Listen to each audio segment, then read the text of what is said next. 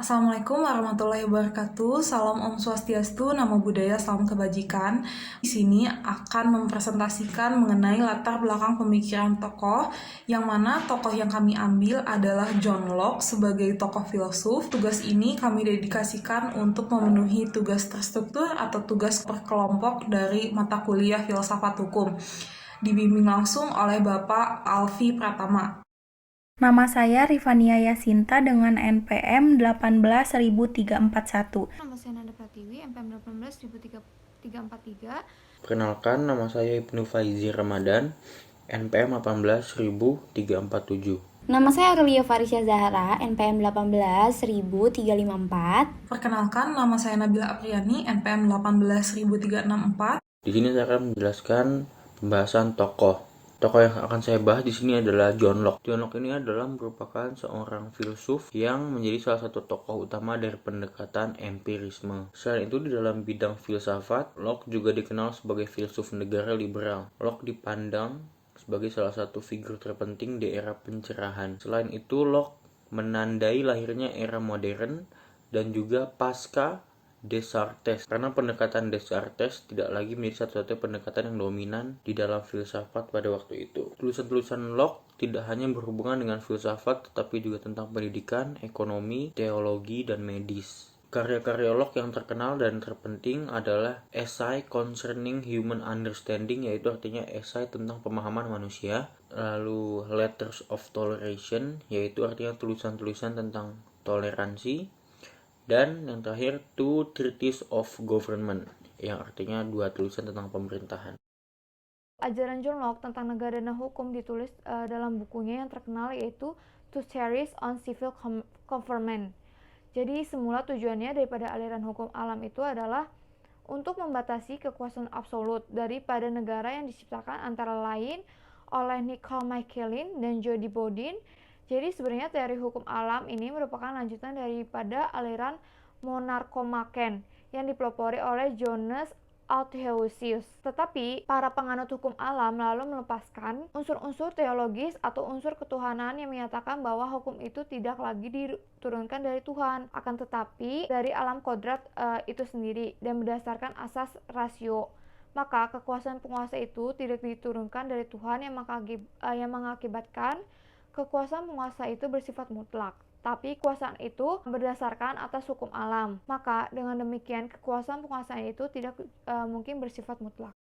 Di sini saya akan menjelaskan latar belakang pemikiran John Locke. Yang sudah kalian ketahui di dalam PPT, saya akan menambahkan sedikit tentang latar belakang pemikiran John Locke. Jadi, John Locke adalah seorang ahli pemikiran besar tentang negara dan hukum yang berasal dari Inggris. Ia hidup pada tahun 1632 sampai 1704 di bawah kekuasaan pemerintahan William III yang sifat pemerintahannya yaitu monarki. Bahwa seluruh ajaran John Locke, terutama ajaran tentang negara dan hukum, berhubungan langsung dengan gambaran yang jelas serta bersifat pembenar pemerintah monarki terbatas yang diciptakan oleh William III bersama permaisurinya yaitu Mary. Dalam ajaran John Locke itu sendiri tentang negara dan hukum nantinya adalah akan merupakan jembatan antara pemikiran tentang negara dan hukum pada abad ke-18 dengan pemikiran tentang negara dan hukum pada abad ke-18, kemudian dengan hukum alam pada abad ke-18 mengalami suatu perubahan serta perkembangan yang sama sekali lain daripada pertumbuhan serta perkembangan yang semula ini disebabkan karena adanya faktor-faktor yang terletak di luar objek dari pemikiran yang sebenarnya. Lalu dari ajaran John Locke nanti yang perlu mendapatkan perhatian istimewa adalah tentang pendapatnya mengenai hak-hak alamiah manusia yang tidak dapat disertai pada masyarakat dengan melalui jalan atau suatu perjanjian. Kemudian menindaklanjuti teori hukum alam yang telah dicetuskan oleh John Locke tersebut, akhirnya John Locke berpendapat bahwa pada dasarnya manusia itu memiliki beberapa hak utama atau hak dasar yang memang telah dimiliki oleh manusia sejak lahir, yang mana 3 hak dasar tersebut terdiri dari hak akan hidup, yang kedua adalah hak kebebasan atau kemerdekaan, dan yang ketiga adalah hak akan memiliki sesuatu. Nah, kemudian John Locke berpendapat bahwa memang manusia memang dari lahir memiliki ketiga hak tersebut, karena hak-hak tersebut merupakan hak dasar yang tidak boleh diganggu-gugat oleh siapapun dan tidak boleh direnggut oleh manusia ataupun institusi manapun. Namun, pada akhirnya, seiring berjalannya waktu, kemudian seiring berjalannya realita yang terjadi di lapangan, John Locke menilai bahwa banyak terjadi penyimpangan dalam realitasnya karena sifat manusia yang sifatnya egois kemudian yang sifatnya serakah akhirnya menjadikan manusia itu tidak bisa memenuhi hak yang satu dengan yang lainnya. Artinya di sini seringkali terjadi suatu hak yang tidak terpenuhi dan kemudian pelanggaran hak orang lain yang menyebabkan masyarakat tersebut perlu untuk menunjuk sebuah lembaga atau institusi untuk menyelesaikan masalah mereka dan untuk memenuhi hak-hak dasar mereka ini. Dari situ John Locke berpendapat bahwa masyarakat ini kemudian sepakat untuk menunjuk seseorang penguasa dan kepada penguasa ini kemudian diberikan wewenang untuk menjaga dan menjamin terlaksananya hak asasi manusia, namun tidak seluruhnya.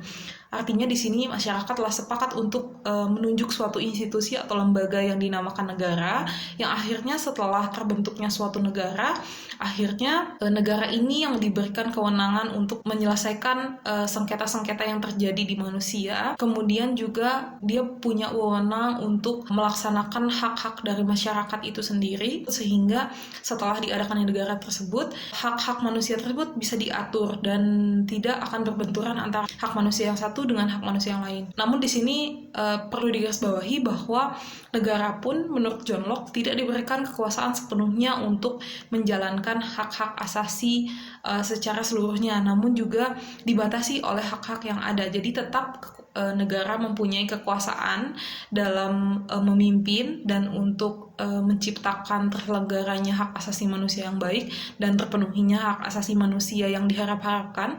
Namun juga negara ini tidak boleh sewenang-wenang dan tetap harus memperhatikan hak-hak tersebut. Di sini saya akan menjelaskan mengenai tugas negara menurut John Locke. Tugas negara menurut John Locke adalah menetapkan dan melaksanakan hukum alam.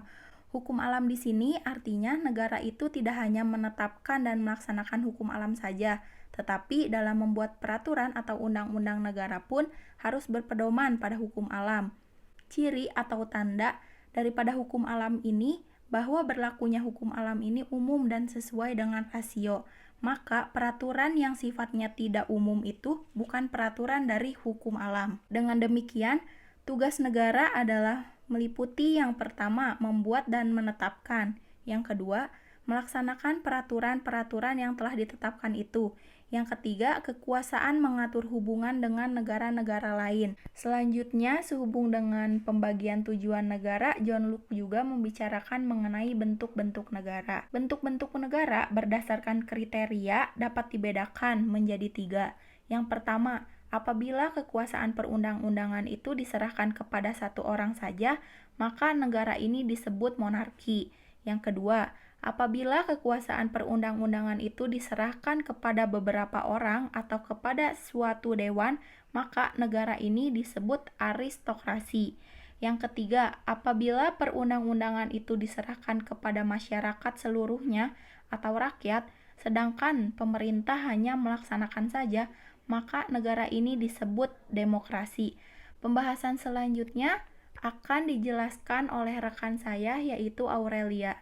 Sekarang saya akan menjelaskan tentang tujuan dari teori John Locke. Jadi semua tujuan daripada hukum alam itu adalah untuk membatasi kekuasaan absolut daripada negara. Dengan demikian, ajaran John Locke ini menimbulkan konstruksi pemerintahan yang bersifat terbatas. Jadi menurut John Locke, keadaan alam bebas dan alamiah telah mendahului sebelum terbentuknya negara, dan saat itu telah ada perdamaian yang diinginkan oleh setiap manusia, dan selain perdamaian ada juga akal pikiran. Kemudian dampak teori John Locke terhadap keilmuan. Tugas-tugas negara yang dijabarkan oleh John Locke kemudian berkembang menjadi teori yang disebut res politica, yaitu legislatif, eksekutif, dan federatif yang nantinya akan diuraikan lebih lanjut dan disempurnakan oleh Montesquieu dalam abad ke-18. Pandangan Locke terhadap teori politika tersebut merupakan titik awal terhadap pembagian kekuasaan di dalam ketatanegaraan dalam menjawab dinamika perubahan sistem negara-negara modern, walaupun dalam perjalanan dialektika ketatanegaraan. Nah, kemudian beralih pembahasan mengenai dampak teori yang dicetuskan oleh John Locke di Indonesia sendiri ada 3, yaitu yang pertama adalah menganut teori pemisahan negara yang mempertegas teori John Locke, yang kedua adalah adanya pengakuan hak asasi manusia, yang ketiga adalah tidak semua hak diserahkan kepada penguasa. Berkat adanya teori John Locke ini yang menyebabkan perkembangan adanya teori-teori setelahnya. Jadi John Locke itu berkontribusi besar dalam menghasilkan teori-teori setelah ini, yang kemudian setelah teorinya ini mengenai trias politika banyak dikembangkan oleh ahli-ahli filsuf lainnya. Memang Indonesia sendiri menganut teori pemisahan negara yang dicetuskan oleh Montesquieu. Namun teori yang dicetuskan oleh Montesquieu tersebut seolah-olah merupakan suatu penegasan atau perbaikan dari teori yang dicetuskan oleh John Locke, yang dimana John Locke memisahkan kekuasaan negara menjadi 3 bagian, yaitu eksekutif, yudikatif, dan federatif, namun dikoreksi atau diperbarui oleh Montesquieu menjadi legislatif, eksekutif, dan yudikatif. Nah, kemudian yang kedua itu adanya pengakuan hak asasi manusia. Nah, akibat teorinya yang dicetuskan oleh John Locke bahwa manusia mempunyai 3 hak dasar yang telah saya jelaskan tadi pada slide sebelumnya, yaitu hak untuk hidup dan lain-lain, itu akhirnya dianutlah teori tersebut atau pemikiran tersebut di Indonesia menjadi suatu konstitusi, yaitu Konstitusi Undang-Undang Dasar 1945. Kemudian dianut juga di Indonesia menjadi beberapa aturan turunan, yang misalnya undang-undang tentang hak asasi manusia dan lain-lain. Nah, kemudian yang ketiga itu tidak semua hak diserahkan kepada penguasa. Nah, kemudian akhirnya akibat dicetuskannya teori John Locke tersebut, akhirnya Indonesia pun menganut hal demikian, bahwa walaupun Indonesia memberikan kekuasaannya sepenuhnya kedaulatan rakyat kepada penguasa, namun di satu sisi penguasa pun tidak boleh sepenuhnya menjalankan negara dengan sewenang-wenang, kemudian tidak boleh sepenuhnya menjalankan negara dengan apa yang dia inginkan. Namun juga suatu penguasa tersebut atau suatu negara tersebut dibatasi dengan hak-hak yang tidak boleh dilanggar satu dengan yang lainnya. Artinya di situ John Locke masih menekankan harus adanya pembatasan hak asasi manusia yang harus dipenuhi oleh penguasa atau negara itu sendiri.